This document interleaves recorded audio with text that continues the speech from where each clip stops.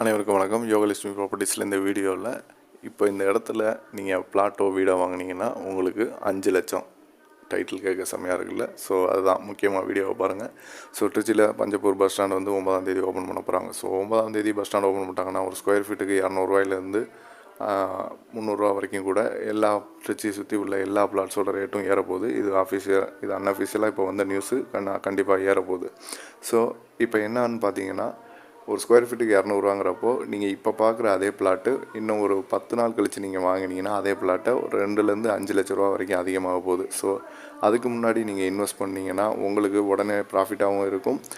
நீங்கள் ரொம்ப நாளாக பிளாட் பார்த்துட்டு இருந்தால் திருச்சியில் வீடோட பிளாட்டோட ரேட்டு ஏறுறதுக்கு முன்னாடி வாங்கிட்டீங்கன்னா உங்களுக்கு அது ப்ராஃபிட்டாகவும் இருக்கும். ஏன்னா நீங்கள் கண்டிப்பாக 10 நாள் கழித்து 5 லட்சம் அதிகமாக கொடுத்து தான் வாங்க போகிறீங்க.